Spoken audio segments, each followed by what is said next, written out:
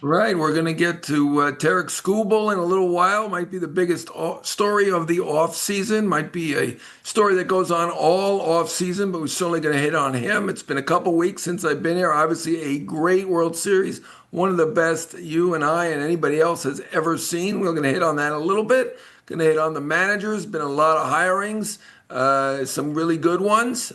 We shall talk about all of them though, and certainly going to hit on all the different opt outs starting with the pitchers. Certainly, there are a lot of big hitters that opted out, but we're going to start with the pitchers and their opt-outs. Shota Imanaga. Thank you. Hey, John, I appreciate that. We are going to get to the chats, and I'm going to try to answer any and all chats, but first I'm going to try to cover all the pitcher opt-outs, and there were many. Shota Imanaga was opted out. Well, we'll say he opted out $15 million 1 year, but the Cubs turned down three for 57. That's a little bit of a surprise. There have been a few surprises. Flaherty, a little bit of semi-surprise, one for 20, opted in. Bieber, one for 16 with a $4 million buyout. He opted in, so $12 million difference there. And Edwin Diaz, two for 37, opted out. That's not a surprise. I guess Bieber, that's the curious one. Not really sure, other than the fact he loved being with the Toronto Blue Jays. Who didn't? Everybody loved the Toronto Blue Jays this year, and very heartbreaking that they lost that World Series. And what a great World Series it was. I was in that clubhouse afterward, the losing clubhouse, and they were as broken up as any that you can imagine, and understandably so. It was a tough, tough, tough loss. All right. I'm going to get to a couple of these. We're getting a few chats in. All right, Scooble the Red Sox, Scooble the Dodgers, Scooble the Mets. We're going to hit on all the Scooble at the end and talk about what the issue is with the Tigers, but I've got my own opinion on that, which is pretty strong. Scooble to the Pacers, that's not happening. Scooble the Sox. All right, I get the message. All right. Let's see. Do I think the Red Sox offer Giolito the QO? Well, they should. We'll see. I don't know. It's a close call. Shota, obviously, a close call also. I'm surprised about the Shota situation. 3 for 57 does not seem onerous for the pitcher that Shota Imanaga is. He was a really good starter for them over the last few years. Obviously wasn't a great ending for him. Had a 6.5 ERA over the last month with 10 home runs in around 27 innings. Maybe that's what was the determining factor, but I think that was a bit of a shocker that they didn't take that 3 for 57. In turn, Shota didn't take 1 for 15, so he's a free agent now, and I get him not taking 1 for 15. Will they give him the $22 million qualifying offer? That is a possibility. We shall see if they do. Maybe he ends up staying. Maybe. I think ultimately, though, it seems like there have been already two kind of opt-outs, one by the team, one by him. I don't think it's that likely that he ends up staying via the qualifying offer, but never know about that qualifying offer. And there'll be a lot of players getting that qualifying offer this year. Bieber, that one's a shocker. I don't think anyone saw that coming. When I tweeted that one last night, I could hardly believe it myself. 1 for 16 with really only $12 million difference. He did love being with the Jays. My understanding is he loved their physical therapy people, and obviously it's 18 months since his surgery. I don't know if it's still an issue or not, but he decided to stay. Other people have suggested he probably could have gotten 3 years elsewhere at $20 million a year. I don't know, but he decided to stay for whatever reason. Flaherty 1 for 20, not as big a surprise. I can see that he did not have his typical season. Diaz, we knew he was opting out. 2 for 37. He's going to get a 4-year deal, I'm sure, and maybe even record price, right? Tanner Scott's got 4 for 72. Diaz previously had gotten 5 for 100. Diaz may get 22 a year, may set a record. Confirmed Joe Ryan to the Red Sox. Did I miss that on Twitter? I didn't see that. Joe Ryan obviously has been talked about by the Red Sox, so I don't know. Skubal to the Cubs, realistic. I'm going to talk about Skubal when I get through all the opt-outs. So the pitching opt-outs were very, very interesting. Bit of a surprise in some cases. Diaz, not a surprise. I think he wants to come back. I know they want to keep him.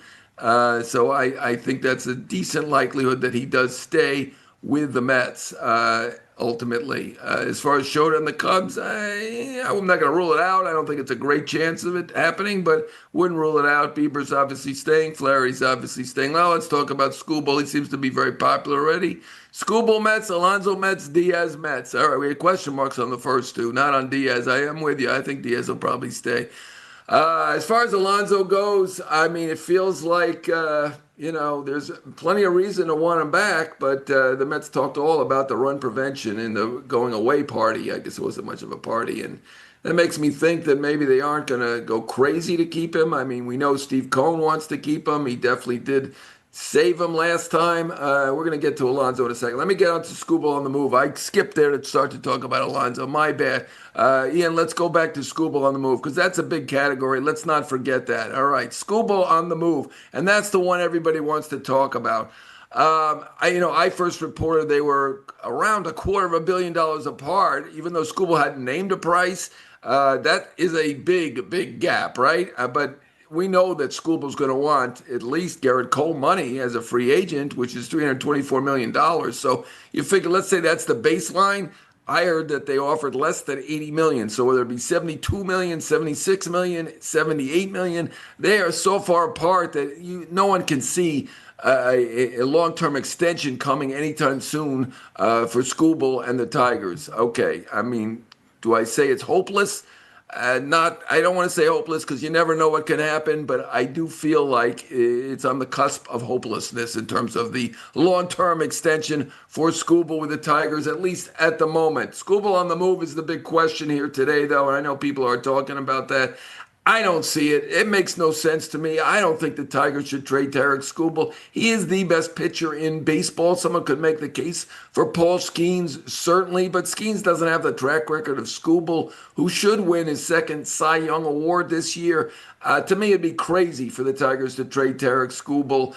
They are a contending team. They've been in the playoffs the last couple of years. I think they expect to be in the playoffs this year, but not if they trade Tarik Skubal. That, to me, makes no sense. The history of trading these star pitchers needing or getting close to free agency is not good. Teams have not been able to get the right price for them. Now, maybe they go out there and they at least test the market to some degree, see what can be gotten. I mean, it's only a professional thing to do to go out there and see what exactly the value of Scooble is. So I don't think we should be surprised if they listen to a few teams. That said, if they listen and they like what they say, I guess it's possible that they trade him. I personally think that's a mistake. The only one we've seen in this situation that was a positive trade was Zach Greinke from the Royals. They did get Kane and Escobar and did build a championship team with Kane and Escobar. The other ones of this ilk did not pan out for the trading team. So I implore the Tigers, don't trade Tarik Skubal. Makes no sense. All right, we're going to get to some of these chats. Colin Ray's option getting picked up. I'd guess yes, I haven't looked at it lately, but I think so. Skubal to the Yankees, any chance? I mean, Skubal to me, I think certainly any team might be interested. We didn't expect the Milwaukee Brewers to be the one to get Greinke, right? And it takes prospects, not money, at least initially. He's not going to sign with a new team immediately. We know that's not happening. So they're not going to get the fair value. That said, we know that certainly a lot of these teams do have a great prospect package that they could try to tempt the Tigers with. As I said, if I'm the Tigers, no way, no how am I trading Tarik Skubal. So, I mean, I know people have written the Mets, the Dodgers, whomever else, possibly, potentially on Skubal. Certainly, they'd all be in on him. I don't know who's going to make the biggest offer at this point. That said, I don't think he's getting traded, nor should he get traded. All right, you can redo these questions if you want. Tucker to the Yankees. I don't see that. John is going to announce that in 2 weeks. I mean, they have the best right fielder in the game in Judge. Why do they need Tucker? I'm not seeing that. I see a lot of other teams for Tucker. Cease to the Cubs, question mark. Yeah, the Cubs, I think we're going to look for offense, and certainly they do need to do pitching now with Shota out. Cease was with them previously. I could see that as a potential. Giants moves. I think the Giants will be very, very active. I do think they need offense, whether it be Bellinger, Tucker, whomever. I could see for Tucker, I could see the Phillies. I could see the Jays. I could see the Giants. I could see the Dodgers. I think it's less likely at this point we're going to see for Tucker the Cubs. I just not seeing it. To me, that owner has not spent huge in the past. I don't think he's going to spend huge here for Tucker. I just don't. I mean, I'm not going to rule it out because you never know what can happen in free agency, but I'm not seeing that happen. He's signed in the past. He worked for 184. It's wants it for 177. Tucker's going to get 350 at the bare minimum. I don't see that happening. I think the fans would be just as happy to see Bregman or Schwarber go to Chicago anyway for half the money or so. And to me, that seems like the more likely scenario for the Cubs to beef up their offense to go for Bregman or Schwarber. Schwarber Cubs reunion possible? Yes, I think so. What would Mets replacement for Alonso be? That's the problem with Alonso. Let's get to Alonso now. Imanaga to the Mets. I mean, everybody's out there now. Anything can happen. Mets need to rebuild that pitching. Actual chance Hunter Green gets traded, I think that's slim. I don't see why they would trade Hunter Green, but you never know. And they've locked him up under a good contract. It's a small market team. I think they should be happy to have Hunter Green. Is Polanco to the Astros plausible? I think it's possible. I'm not going to rule that out. All right, Pete Alonso. He opted out as he said he would when the Mets lost, and it should be an interesting market. That slugging first base market is tough. Now, we saw Vlad Guerrero get $500 million. People thought that was an overpay. That was disproven over the October. Guerrero is fantastic. Guerrero can throw to any base with confidence. He's a terrific first baseman. I've heard people say he's not that great. I mean, come on, the guy. I watched it for a month. The guy's amazing. So I don't agree with anybody who thinks that he was overpaid at $500 million. Vlad Guerrero, well worth every penny. Now, Vlad Guerrero is also 26 years old. Pete Alonso, around 30 years old. It's not apples and apples here. It's a little bit different situation. Alonso is a great right-handed bat, though. I mean, he is a big-time hitter, the all-time Mets home run hitter. To me, it would make sense for them to bring him back. We had Keith Hernandez on our podcast. He suggested, how do you replace this big right-handed bat? Their other best hitters are left-handed. They ended up bringing him back last year. I'm not going to rule it out this year. It certainly is a strong possibility that the Mets end up bringing Alonso back, no matter how much they talk about run prevention. How do you replace all those home runs? 40 home run average, 120 RBI average. I don't see how they replace him. Now, if they're going toward run prevention, I'm sure they'll find some other alternatives who don't hit 40 home runs with 120 RBIs, but maybe throw to the bases a little bit better. But to me, to have Soto and Alonso, that's big and doesn't make too much sense to let him go. Are there potential replacements? Probably the two guys in Japan are the best possibilities, right? Murakami and Akamoto, excuse me. Murakami and Akamoto are potential replacements for Alonso. If they sign one of them, okay, possible. I mean, I don't want to be the guy replacing Alonso. All right, with the Mets. Other possibilities for Alonso. Someone says Alonso to the Yankees. I would say the Yankees are a possibility. First base is pretty open unless you think Ben Rice can do it full time as the first baseman. And seemed to work out last year with them doing some catching, some first base. Didn't look like a first base glove, at least last year. I know he'll work hard. Maybe he will become that first base glove.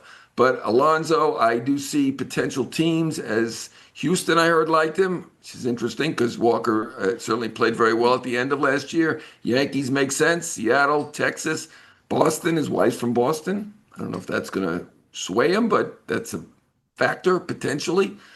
Somebody just asked about Bellinger and the Mets. He fits, right? Anybody who can play first base and center field can fit the Mets, right? So that is another possibility. And beyond Akamoto and Murakami, Bellinger could be the replacement. Is he a full-time first baseman? He hasn't been. Could he be? I don't see any reason why he couldn't be. So, Bellinger is a potential replacement. That said, he's not right-handed. They're awfully left-handed as is right now with Nimmo and with Soto in the lineup. Now, would they trade Nimmo?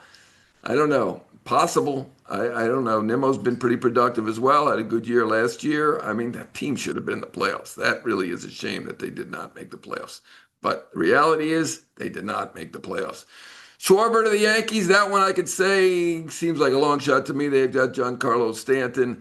Unless they think he's a first baseman, I would think that the more likely candidates would be Alonso, would be Akamoto, would be Murakami. I think both of them could play first base. I've heard Akamoto could play third as well. Murakami, probably not a third baseman at the major league level, but big-time power, and he's going to do very, very well. Bregman to the Mets, question mark. Not going to rule it out. They're talking about run prevention. They didn't do it last year. They didn't go toward Bregman at all.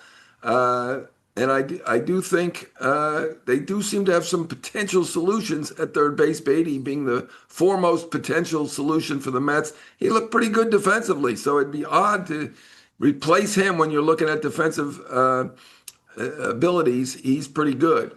Uh, Let's see. What does Luis Ariza's market look like? Well, I team looking at first base could certainly be interested. He can play other infield positions. To me, makes some sense to the Yankees. Stephen Kwan to the Yankees? Question mark. I don't really see that one.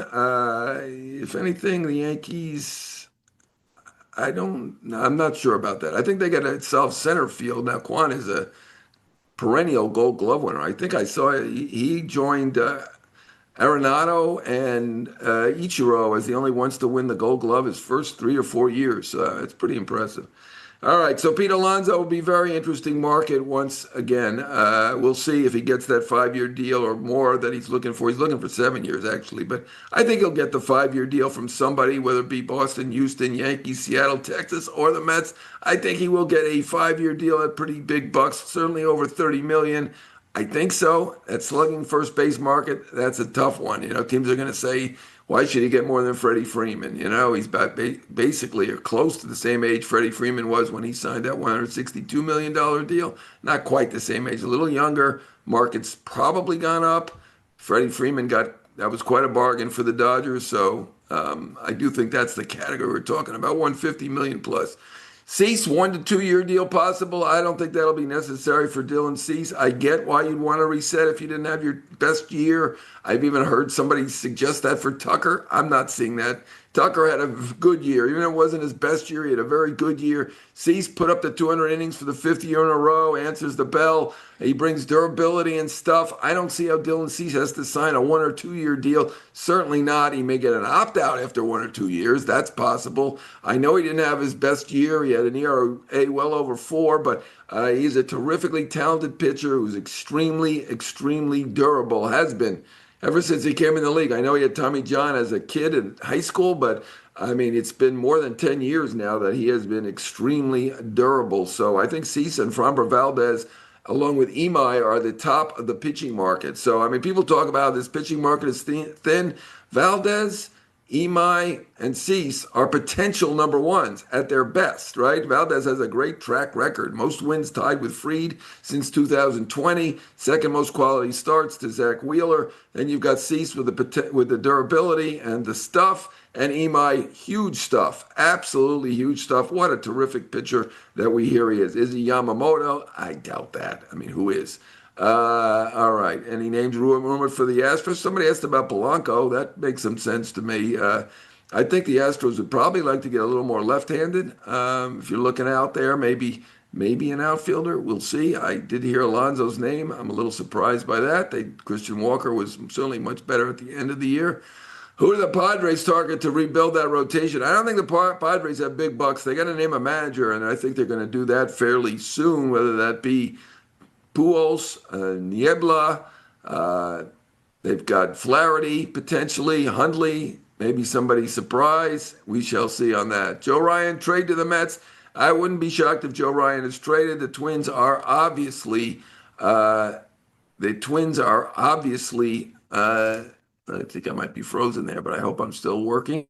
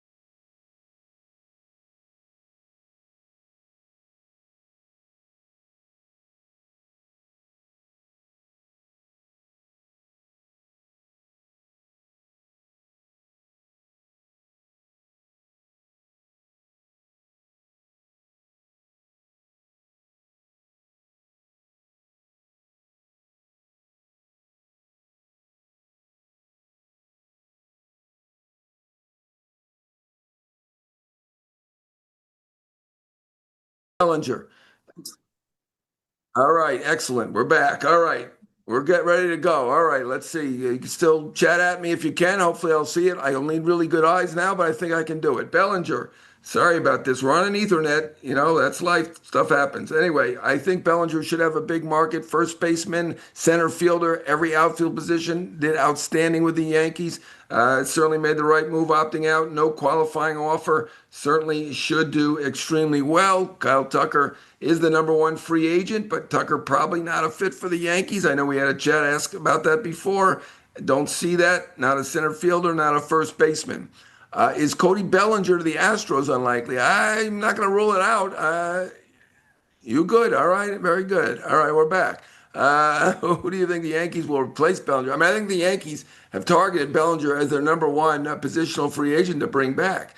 Issue is now we got the Mets, the Phillies, potentially other teams where he is a fit.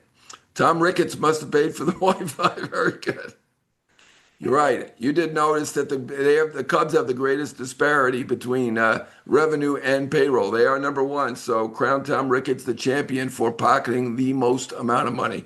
So we'll see. But I do think, I know the Cubs have saved a little money by not having Shota Imanaga. They've traded Kittredge. They better do something big, whether it be Schwarber or Bregman or maybe even bring Tucker back, although I think that's not that likely.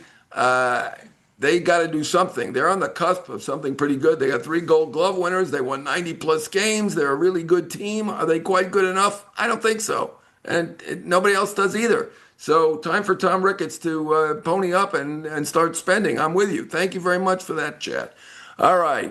We will get Murakami to the Giants. Eldridge for DH already. We're going to move the kid to the DH. We shall see. I think the Giants are certainly a possibility for any big-time guy, and the Giants need to get back into the Japanese market. The Dodgers have just dominated too much, and that's been a huge, huge, huge benefit to the Dodgers. I mean, they've done so many things well, but that is almost number one to get. Their 2 best players were Yamamoto and Ohtani. And I don't think there's any argument about that. Right now, Yamamoto was the best in the postseason, Ohtani the best in the regular season, and time for the Giants to get going. I know they took a gamble with the manager. We're going to get to that and see how that works out. If Bellinger leaves the Yankees, who do they get? I like a rise for first base, but they still got a self center field. Do they give Grisham the qualifying offer? I mean, that's a big if right now. He had 30-something home runs. He didn't play a great center field this year, even though he's got a good rep. It's an interesting puzzle there for the Yankees. Will the Mets make big moves? Well, they better make big moves. They were simply awful this year by the standard that they set with the year before, the $340 million, the signing of the $765 million.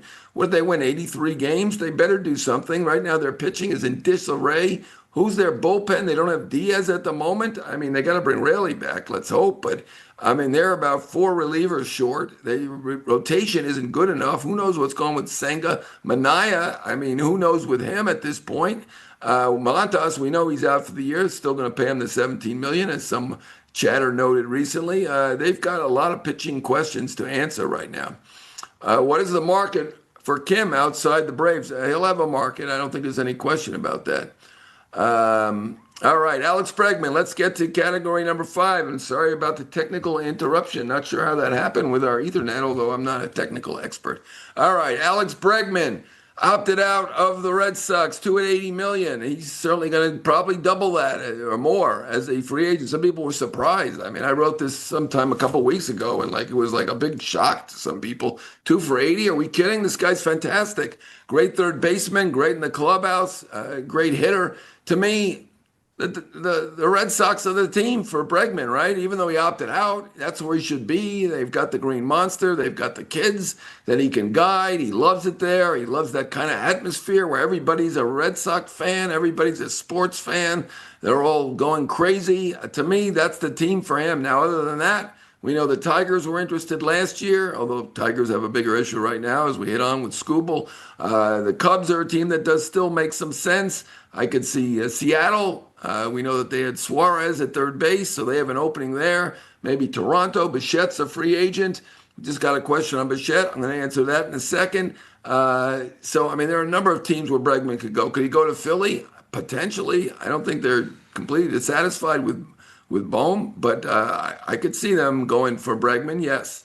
Could the Cubs? I could see that. Shaw was pretty good defensively, not bad as a batter, but he's not Bregman. I could see that. Uh, all right, let me answer a couple of these questions. What does the contract look for Imai? I'm thinking he's going to get 160 million plus if he is posted. Right now, we don't know that Imai is definitely getting posted. So that is a question with Imai. I do think he will get big bucks. It will be Cease, Imai, and Valdez at the top of the market. There are other good pitchers. Certainly, Gallen's a good pitcher. King's a good pitcher. Suarez a very good pitcher. But to me, the top of that pitching market is Imai, is Valdez, right? Is Cease. Those are the top three. Cease, Valdez, Imai, top three pitchers. Alex Bregman, to me, belongs with the Red Sox. Just like to me, Schwarber belongs with the Phillies. Does that mean they're staying? Absolutely not. To me, they look like good, we say, fallback options in case Tucker doesn't stay, which at this point I doubt that he does. It doesn't feel like there's a lot of momentum there. Does seem like the Cubs need to do something. I'm glad somebody brought up Tom Ricketts. Time to spend. Your team on the cusp of something good. Not quite there. Time to get going. You've saved money already, letting Shota go. We shall see about the qualifying offer there, but for now he's gone. Kittredge also traded out, sold or traded for cash considerations. To me, that's sold. Saved $9 million there. They got money. The Cubs had money anyway. They didn't need to get rid of him. Now they got plenty of money. Do they spend on Tucker? It doesn't feel that way. It feels like there are other guys that they may prefer, whether it be Bregman or whether that be Schwarber or whomever. I don't think they bring back Bellinger. Maybe they shouldn't have let him go in the first place. I mean, he ended up being about as good as Tucker was. We shall see. All right, we're going to get to new managers now. I do want to take a moment to say what a great World Series that was. A play here or there. It's amazing that the Dodgers ended up winning that the way it went. The Jays had it all their way. Just amazing that Bichette home run early. And somebody asked about Bichette.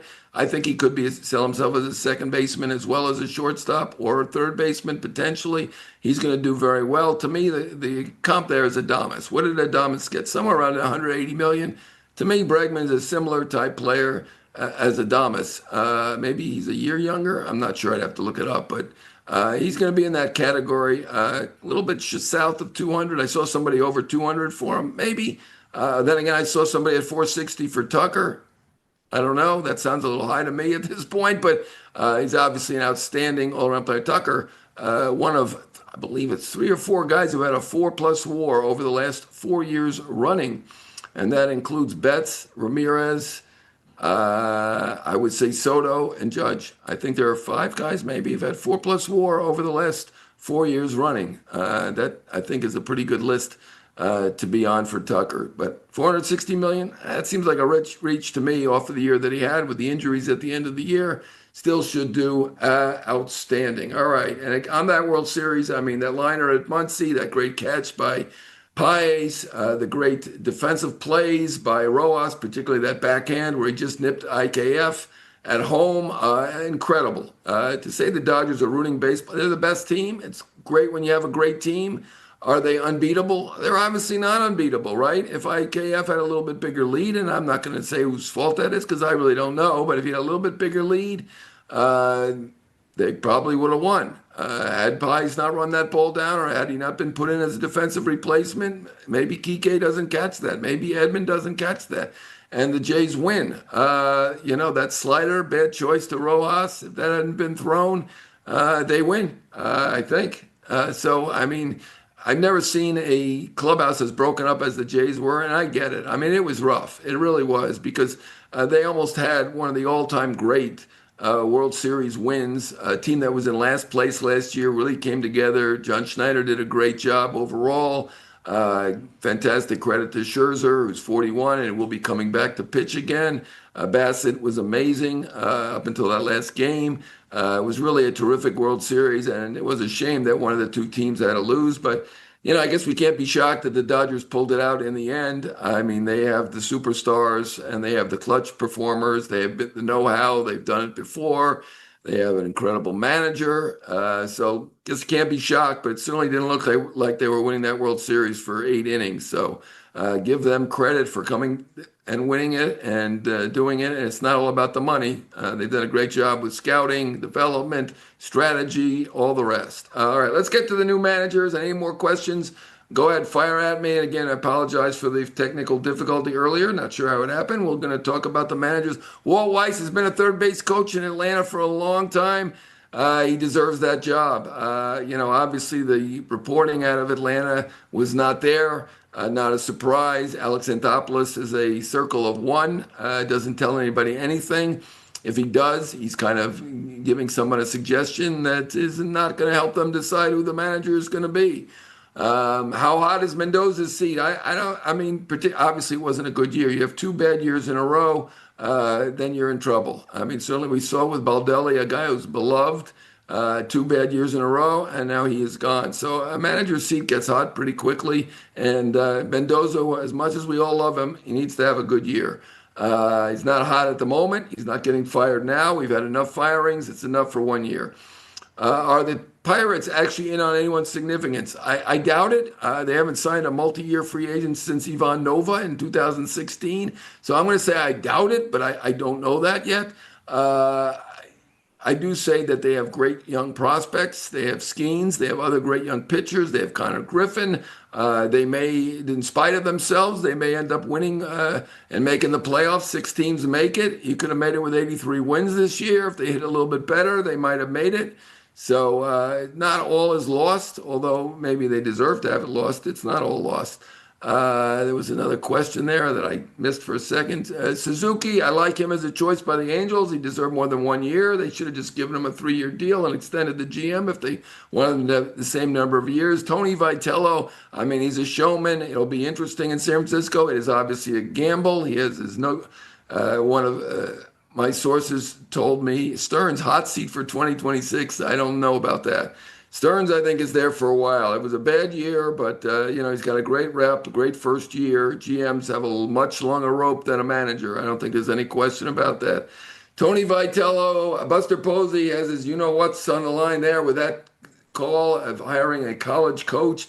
He was very successful obviously in Tennessee, won a championship. Might turn out to be great, is a gamble. Albernaz, everybody likes that choice in Baltimore. I'll defer to everybody as I don't know him that well. Shelton obviously has experience and they have familiarity in Minnesota. Not a shock there. Butera in Washington. Young guy, good rep, player development guy. Makes sense that they did sign him. And to me, the all-time winner, at least the winner of the managerial derbies, and there were a few winners here. I love Walt Weiss. Is Schumacher with the Rangers. I think he's terrific. He was fantastic with the Marlins. I mean, you better be good. If you're going to force out Bruce Bochy, who's probably one of the 2 best managers over the last 50 years, you better have a good solution there.